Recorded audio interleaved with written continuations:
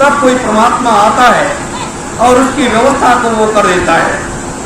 और इस बार की व्यवस्था ये आप निश्चित मानो कि ऐसा बदलेगी कि 2,03,000 वर्षों तक कोई अवतार होने वाला नहीं है, कोई अवतार नहीं होगा। 2,03,000 वर्ष एकदम से सुरक्षित लोग चैन की नींद लोग लेंगे। ये समय आ रहा है, तो इसकी व्यवस्था बहुत तेजी के साथ चल रही है। उस पर इन महापुरुषों का आदेश आशीर्वाद लेकर के हम जैसे लोग सब लोग लगे हुए हैं, उस पर काम कर रहे हैं। और आने वाला समय वो सूर्य का प्रकाश निकलेगा, पूरे संसार को प्रकाशित करेगा।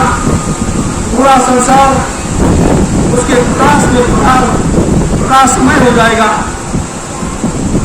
तो सारे जितने भी ये दुख तकलीफ है, जितनी भी परेशानियां हैं, सारे कष्ट हैं, वो सब दूर हो जाएंगे।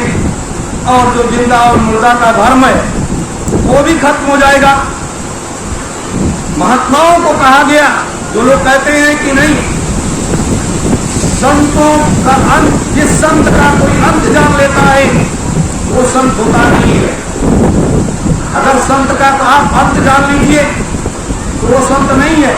इसीलिए कहा गया कि परमात्मा भी ये नहीं जानता कि इस महात्मा के अंदर क्या है, परमात्मा भी नहीं जानता। इसलिए आप संतों के बारे में क्या जान सकते हो?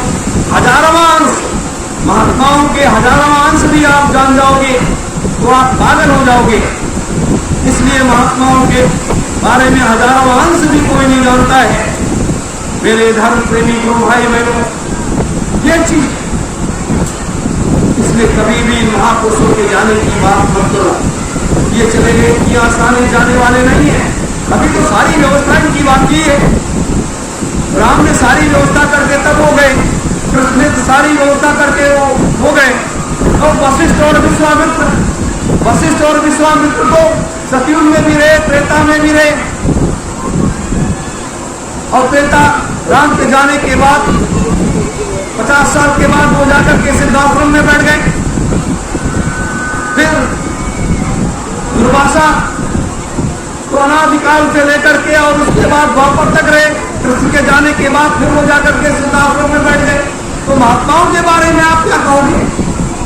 वो जब तक चाहेंगे जब तक रहेंगे, कोई वही नहीं है। यही तो भारत का वो अध्यात्म है, भारत का वो ज्ञान है जिसमें कण कण में शक्ति छुपी हुई है। और उसमें एक ऐसा वैराग्य छुपा हुआ है कि आप विचार हो कि मुझे 500 साल रहना है तो आप भी 500 साल इस पृथ्वी पर रह सकते हो। ऐसे ऐसे मंत्र हैं, उन मंत्रों का सिर्फ आप साधना कर ले जाओ, रहो या साल से क्या करना है। ये कुछ बातें थी जो मैंने आपको बता दी है।